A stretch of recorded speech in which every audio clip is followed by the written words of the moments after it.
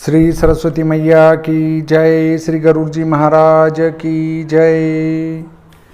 आज हम चर्चा करेंगे 11वें दिन, मृत्यु के बाद जो 11वें दिन पिंड किए जाते हैं उस पर, एकादशा जिसको कहते हैं, एकादशा के दिन क्या करना चाहिए। देखिए, गरुड़ उवाच एकादश दिनस्यापि विधिं ब्रूहि सुरेश्वर वृषोत्सर्ग विधानं च वद मे जगदीश्वरः।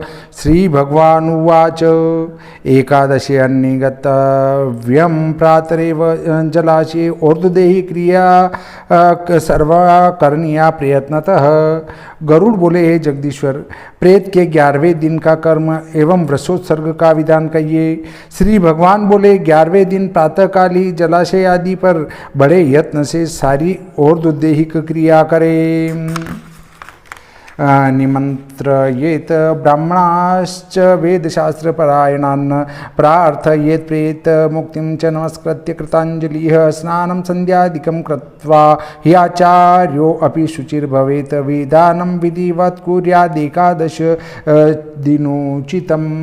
वेद शास्त्र के आश्रय ब्राह्मणों को निमंत्रण दे और हाथ जोड़कर प्रणाम करे और प्रेतत्व मुक्ति की प्रार्थना करे, और वेद शास्त्र ज्ञाता ब्राह्मण स्नान संध्या आदि करके शुद्ध होकर 11वें दिन के विधि पूर्वक कर्म करावे। मंत्र कार्ये श्राद्धम दशाहम नाम गोत्रतः एकादशे अन्ये प्रेतस्य दद्यात् पिंडम समंत्रकम। सौवर्ण कार्ये द्विष्णु ब्राह्मणम रोप्यकम तथा रुद्रस्ताम्रमयः कार्यो यमो लोहमलः खग। 10 दिन पर्यंत नाम एवं गोत्र का उच्चारण करके मंत्रों के बिना ही प्रेत का श्राद्ध करें। अर्थात पिंडदान में जो है मंत्र की शुद्धि आवश्यक नहीं है, उसमें क्रिया शुद्ध होना आवश्यक है। 11वें दिन पिंडदान करें। श्री विष्णु की स्वर्ण मूर्ति, ब्रह्मा की चांदी की, रुद्र की तांबे की तथा यम की लोहे की मूर्ति बनवावे। पश्चिमे विष्णु कलशम गंगोदक समन्वितम तस्योपरि न्यसेद विष्णु पीतवस्त्रेण वेष्टितम।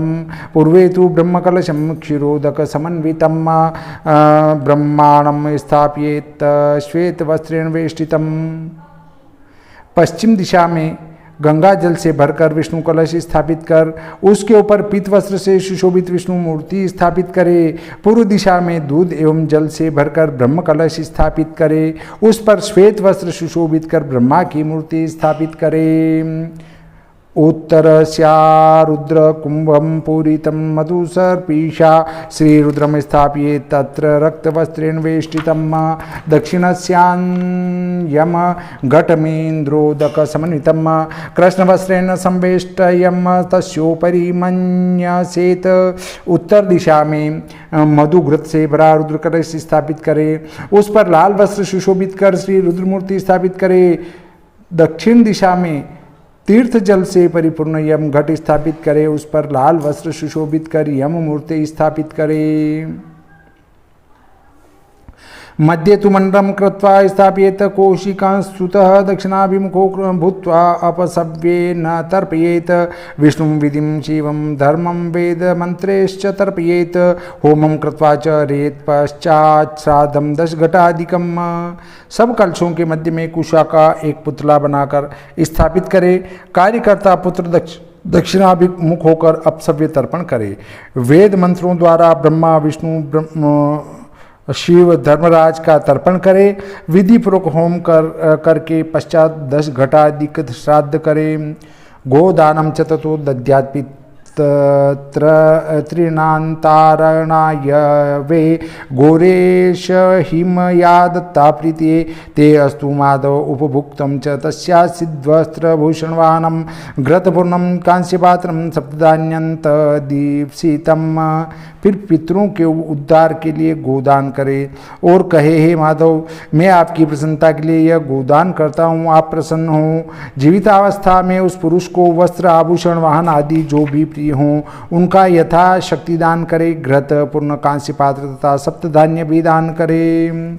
तिलाद्यष्टमहादानमन्तकालेन चेत्कृतं शय्या समीपे धृत्वे तद्दानं तस्या प्रदापयेत् प्रक्षाल्य विप्रचर्णो पूज्ये दम्बरादिभिः सिद्धान्न तस्य दातव्यं मोदका अपूर्कापयः। यदि अंत समय में तिल आदि अष्टमहादान न किए हों तो उन्हें शैया के पास रख दे, फिर शैया दान के साथ दान करे।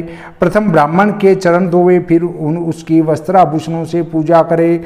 लड्डू मालपुए खीर आदि भोजन दान करे। स्थापियेत पुरुषम ये मांचयोपरि तदा सुदः पूजित्वा प्रदातव्या प्रतशय्या यथोदिता प्रेतस्य प्रतिमा युक्ता सर्वापस्करणेर्व्रता प्रेतशय्या माहेशा तुभ्यम विप्र निवेदिता। तब कार्यकर्ता बिस्तर आदि उपकरणों से सजी शैया पर स्वर्ण निर्मित विष्णु मूर्ति स्थापित कर पूजा करके सविधि दान करे। साथ ही सारे वस्त्र आभूषणों से सजाकर प्रेत की मूर्ति रखकर कहे कि हे विप्र, मैं यह तुम्हें अर्पण करता हूँ। इत्युच्चार्य प्रदात व्या ब्राह्मणाय कुटुंबीने ततः प्रदक्षिणो कृत्य प्रणिपत्य विसर्जयेत। एवं शय्या प्रदानेन श्राद्धेन नवकादीना वृषोत्सर्ग विधानेन प्रेतो याति परांगतिम। इतना कर किसी कुटुंब परिवार वाले ब्राह्मण को दे, फिर प्रदक्षिणा कर प्रणाम करते हुए विसर्जन करे। इस प्रकार शय्या दान 9 दिन का श्राद्ध और वृषोत्सर्ग विधान करने से प्रेत परम गति प्राप्त करता है। एकादश्यन्नी विधिना वृषोत्सर्गं समाचरेत। हीनांगम रोगिणं बालं त्यक्त्वा कुर्यात् संरक्षणं। रक्ताक्ष पिंगलो यस्तु रक्तः श्रृंगे गले खूरे श्वेतोदरः कृष्णपृष्ठो ब्राह्मणस्य विधीयते। 11वें दिन वृषोत्सर्ग करे। वृष अंगहीन रोगी तथा छोटा बच्चा न हो, पूरे लक्षणों वाला हो। ब्राह्मण को वृषोत्सर्ग में लाल नेत्र, पीले सिंह, कंठ खूरों पर लाल, पेट पर काले वर्ण का वृषभ होना चाहिए। इस प्रकार का वृषभ हो। सुस्निग्ध वर्णो ये रक्तः क्षत्रियस्य विधीयते। पीतवर्णश्च वैश्यस्य कृष्णशूद्रस्य क्षस्यते। यस्तु सर्वांगपिंगः स्यात् श्वेत पुच्छे पदेषु च स पिंगो वृष इत्याहुः पितॄणां प्रीतिवर्धनः। क्षत्रियों के लिए सुंदर एवं स्निग्ध लाल वृषभ हो। वैश्य के लिए पीत, शूद्र के लिए कृष्ण वर्ण का वृषभ होना चाहिए। जो वृषभ सारे अंगों में पीत वर्ण हो, पूंछ तथा पांवों में श्वेत हो, उसे पिंग वृक्ष कहते हैं। यह पितृश्वरों को प्रसन्न करता है। चरणास्ते मुखम पुच्छम यस्य श्वेतानि गोप्तेह लाक्षारस सवर्णो यः सनील इति प्रकीर्तितः। लोहितो यस्तु वर्णेन्मुखे पुच्छे च पाण्डुरः पिंगखुर विषाणाभ्यां रक्तो नीलो निगद्यते। जिसके पांव और मुख सुंदर श्वेत हों और लाख की भांति लाल हो, ऐसा वृषभ नील वृषभ कहा जाता है। जो सारे अंगों में लाल हो, मुख पुच्छ श्वेत हो, सिंह एवं खुर रक्त वर्ण हो, वह रक्त नील वर्ण कहा जाता है। सर्वांगे श्वेक वर्णो यह पिंग पुच्छे शूरेषु च यह तम नील पिंग मित्याह पूर्वजोद्धार कारकम। पारावत सहस्रवर्ण स्थूल लाटे तिलकान्वितः तम बभ्रू नीली मित्याहुः पूर्णम सर्वांग शोभने। जिसका सभी अंग एक रंग का और पूंछ खुर पिंगल वर्ण हो, वह पूर्वजों का उद्धार करने वाला नील वृक्ष। जो सारे अंगों में एक वर्ण हो, पुच्छ एवं खुरों में पीत हो, ऐसा वृषभ पूर्वजों का उद्धार करने वाला नील पिंग वृक्ष कहलाता है। नीलः सर्वान् शरीरेषु रक्तश्च न यद्वये तमप्याहुर्मह्या नीलं नीलः पंचविंशः स्मृतः।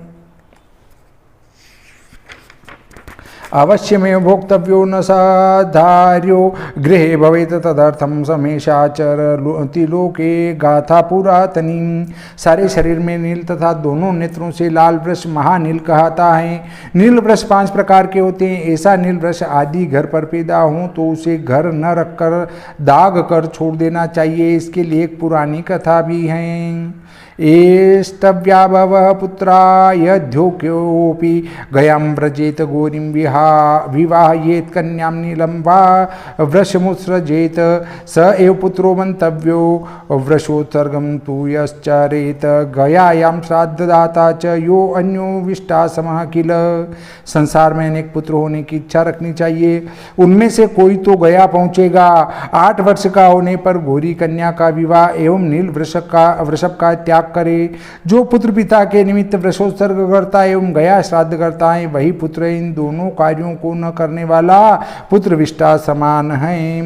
रोरवादिषु के ये के चित पच्यन्ते यस्य पुरुषा वृषोत्सर्गेन तान् सर्वास्तार्येदे कविंशतिं वृषोत्सर्गं किलेच्छन्ति पितरः स्वर्गताः अपि अस्मद्वशे सुतः कोऽपि वृषोत्सर्गं करिष्यति।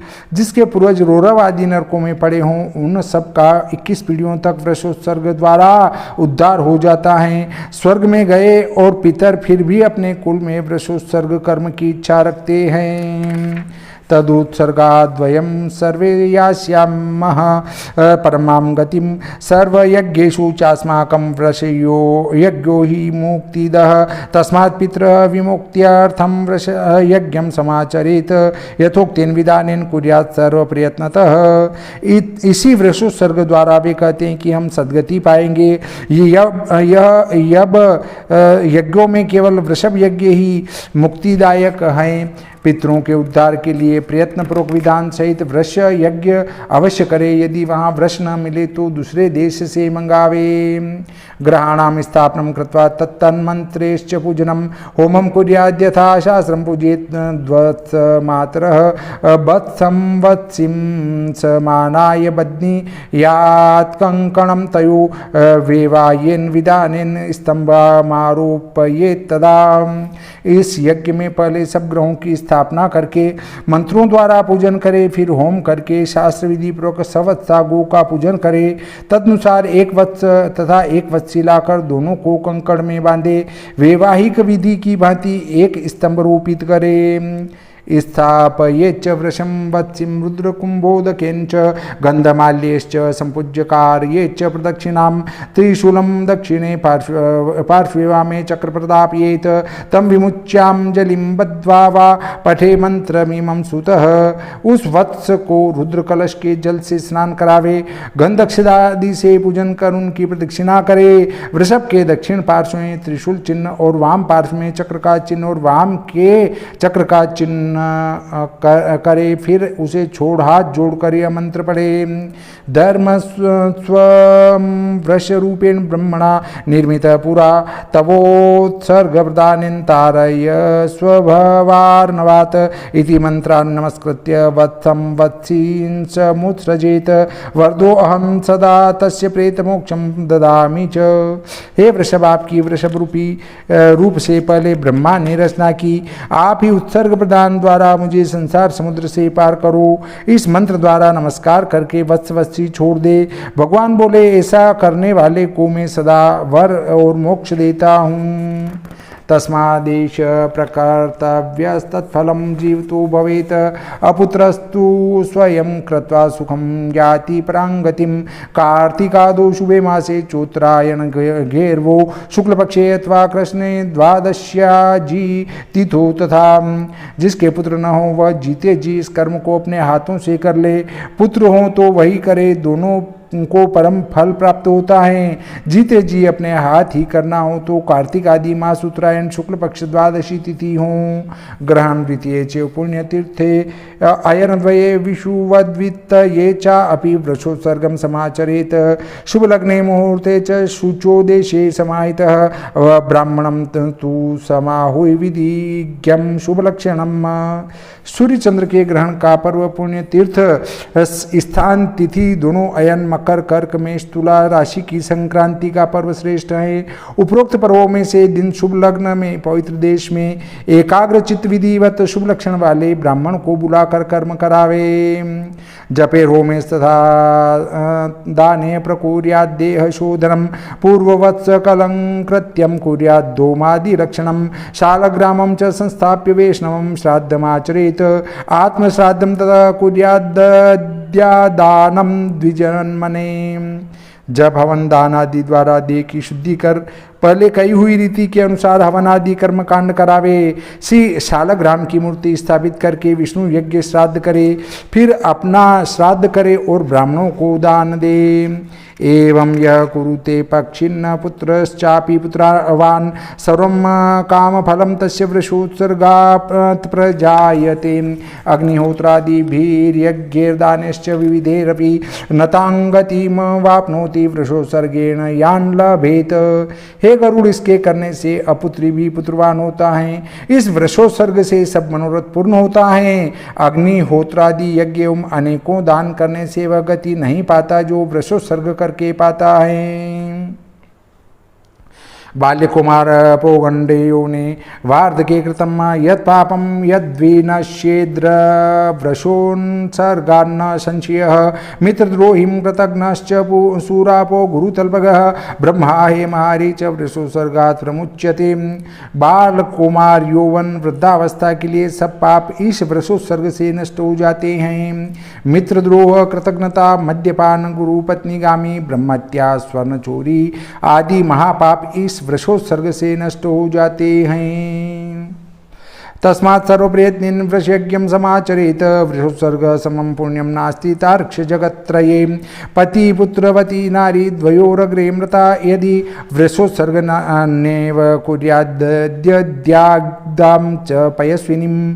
हे गरुड़, तीनों लोक में वृषोत्सर्ग के समान कोई पुण्य नहीं, अतः इस यज्ञ को विशेष प्रयत्न पूर्वक करे। पति एवं पुत्रों के जीते जी यदि सौभाग्यवती स्त्री की मृत्यु हो तो उसके निमित्त वृषोत्सर्ग न करे, अपितु दूध देने वाली गोदान करे।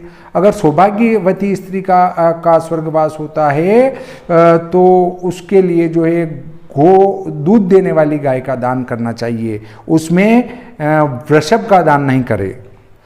वृषभं वा येद्यस्तु स्कंदे पृष्ठे च खेचर स पतिर्नरके घोरे यावदाभूत संप्लवम्।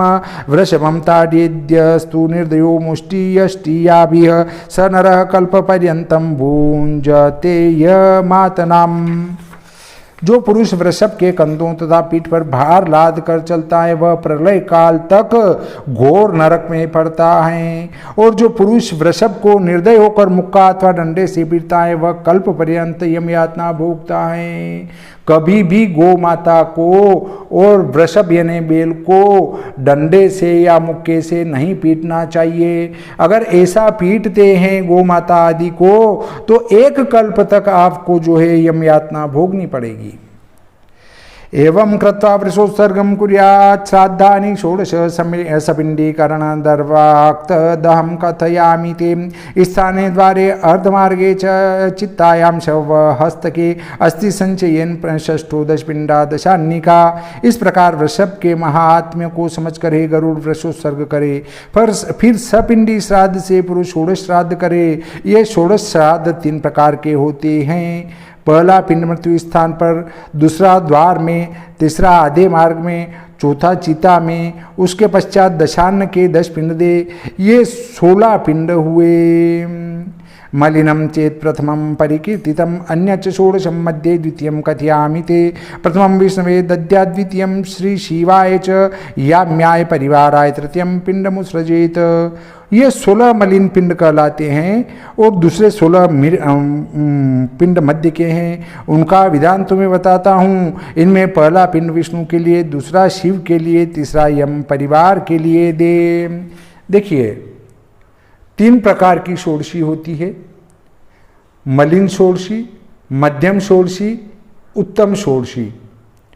मलिन षोडशी में व्यक्ति के अंगुष्ठ मात्र का शरीर होता है उससे जो है वो मलिन षोडशी से वो हाथ भर का हो जाता है, और फिर मध्यम षोडशी और उत्तम षोडशी के जो है वो 16-16 पिंड का भक्षण करता है। पर सारे 16 पिंड का भक्षण वो नहीं कर सकता, उसमें से कोई शिव का है, कोई ब्रह्मा का है, कोई विष्णु का है, तो वो अलग अलग है। और जो सिर्फ उस प्रेत के नाम से पिंड दिया जाता है उसका वो भक्षण कर सकता है। तो 16 पिंड पहले मलिन षोडशी, फिर 16 पिंड मध्यम षोडशी, फिर 16 पिंड उत्तम षोडशी कहलाती हैं। 48 पिंड होते हैं, और 3 पिंड जो है फिर वो उनका सम्मिलनीकरण का होता है। पिता, दादा और परदादा में उस प्रेत को मिलाने को सम्मिलन कहते हैं। चतुर्थ सोमराज विवाहाय, पंचमं कव्यवाहाय, षष्ठम च दद्यात् कालाय, सप्तमं रुद्राय, चाष्टमं दद्यात्, नवमं पुरुषाय च प्रेताय, दशमं चैवेकादशं विष्णवे नमः। चौथा चंद्रमा, पांचवा अग्नि, छठा कव्यवाह, सातवां पिंड काल को दे, आठवां रुद्र को, नवा पुरुष परमेश्वर को, 10वां प्रेत को और 11वां पिंड विष्णु को दे। देखिए ये 11 पिंड में से 10वां पिंड एक ही केवल प्रेत को मिलता है। द्वादशम ब्रह्मणे दद्यात् विष्णवे त्रयोदशम चतुर्दशम शिवाय यमाय, दश पंचकम दद्यात् पुरुषाय येव पिंडम, षोडशकम खग मध्य, षोडशकम प्राहुरे ततत्व विदो जना। 12वां ब्रह्मा को, 13वां विष्णु को, 14वां शिव को, 15वां यम को और 16 पिंड उस पुरुष को दे। ये 16 पिंडदान तत्ववेताओं ने मध्यम बताए हैं, इसको मध्यम षोडशी कहते हैं। षोडशी, षोडश मतलब 16, ऐसे 16 पिंड दिए जाते हैं। द्वादश प्रतिमासेषु पाक्षिकम च त्रिपाक्षिकम न्यूनषाण्मासिकम पिंडम दद्यान्नयुनाब्धिकम ददा, उत्तमं षोडशम चेतन्मया ते परिकीर्तितम अपतित्वाचारूम तार्क्ष कुर्यात् एकादश दशे हनि। इस प्रकार 12 महीनों के 12 पिंडदान, एक 15 दिन का पाक्षिक, एक और एक 1.5 महीने का त्रिपाक्षिक, 5.5 महीने का एक न्यून षाण्मासिक और 11.5 महीने का एक न्यूनाब्धिक पिंडदान, ये 16 पिंडदान उत्तम षोडशी कहलाती है। मतलब जो उत्तम षोडशी है वो 12 महीने के 12 पिंड, और एक आपका हो जाता है 15 दिन का जो 18 दिन का कलश देते हैं वो, 13 एक 1.5 महीने का होता है, 14 और एक 3 महीने का होता है, 15 एक 5.5 महीने का न्यून षाण्मासिक और 11.5 महीने का न्यूनाब्धिक पिंडदान। कुल ये 16 पिंडदान उत्तम षोडशी कहलाती है। चत्वारिंशत् तथैवोऽष्टो श्राद्धं प्रेतत्वनाशनं यस्तजातं विधानेन च भवेत् पितृपङ्क्तिभाक् पितृपङ्क्ति प्रवेशार्थं कार्येत् षोडशत्रयम् एतत् श्राद्धविहीनश्चेत् प्रेतो भवति सुस्थिरम्। इन्हें विधि पूर्वक करने से मृत पितरों की पंक्ति में पहुँचता है। मृतक के पितृपंक्ति में प्रविष्ट होने के लिए तीनों प्रकार की षोडशी करे, इनके न होने पर मृतक प्रेत ही रहता है। मतलब 3 प्रकार के 16-16 पिंडदान देने से ही वो प्रेत जो है पितृपंक्ति में जाकर बैठ जाता है। यावन्न दीयते श्राद्धं षोडशत्रय संज्ञकं स्वदत्तं परदत्तं च तावन्नेवोपतिष्ठते तस्मात् पुत्रेण कर्तव्यं विधिना षोडशत्रयं भर्तुर्वा कुरुते पत्नी तस्य श्रेयो ह्यनन्तकम्। जब तक ये 48 श्राद्ध न किए जाए तो तब तक पुत्र आदि अन्य किसी प्रकार के श्राद्ध उसे प्राप्त नहीं होते हैं। इस कारण पुत्र को पिता के निमित्त ये 48 श्राद्ध अवश्य करने चाहिए। पुत्र न होने पर स्त्री अपने पति के निमित्त करे तो उसे अनंत फल प्राप्त होता है। पुत्र नहीं हो तो पत्नी कर सकती है, अगर खुद का पुत्र नहीं हो तो छोटा भाई कर सकता है, उसके बाद स्वयं के भाई का पुत्र कर सकता है, पौत्र कर सकता है। परंतु कोई भी वंश में न बचा हो, अर्थात वो वंश पूरा समाप्त हो गया हो और एक केवल पत्नी बचती है तो पत्नी भी पिंडदान कर सकती है। और जहाँ तक आप ये 16 दूना 32 16 48 पिंड नहीं देते हैं और अगर आप सीधे जो है कोई भी दान पुण्य करते हैं तो वो उस प्रेत आत्मा को नहीं मिलता है। ये 48 पिंड देने के बाद ही वो प्रेतात्मा जो है अन्य दान पुण्य ग्रहण करने के लायक बनता है। संपरे तस्य या पत्युः कुरुते चोर्ध्वदेहिकं क्षयाहं पाक्षिकं श्राद्धं सा सती ह्युच्यते मया उपकाराय सा भर्तृर्जीवित्येषा पतिव्रता जीवितं सफलं तस्या या अमृतं स्वामिनं भजेत। श्री भगवान कहते हैं कि जो स्त्री अपने पति की ऊर्ध्वदेह क्रिया करे एवं क्षया तथा पाक्षिक श्राद्ध स्वयं करती है वही सती कहलाती हैं। वह सती यदि पति के उपकार के लिए जीवित हैं तो उसका जीना सफल है। इस कार्य के करने से मृतक पति की सेवा करती हैं। अतः कश्चित प्रमादिन्यते वन्निवारिभ्य संस्कार प्रमुखम कर्म सर्वं कुर्याद् यथा विधि प्रमादादिच्छया वापि नागाद्वा निम्रियते यदि पक्षयोरुभयोर्नागम पंचयमीषु प्रपूज्येत। यदि कोई प्रमादवश अग्नि जल आदि द्वारा अकाल मृत्यु प्राप्त हुआ तो उसके दाह आदि सभी प्रमुख कर्म करे। यदि कोई प्रमादवश अपनी इच्छा या सर्प आदि के काटने से मर जाए तो उसके निमित्त शुक्ल कृष्ण दोनों पक्षों की पंचमी में नाग का पूजन करे। कुर्यात्पिष्ट मयिं लेख्यां नागभोगाक्रमन्ति भुवि अर्चेता सीते पुष्पे सुगन्धेश्चन्दने च प्रदयाद्धूपदीपो च तण्डुलाश्च तिलान् क्षितेत आमपिष्टं च नैवेद्यं क्षीरं च निवेदयेत।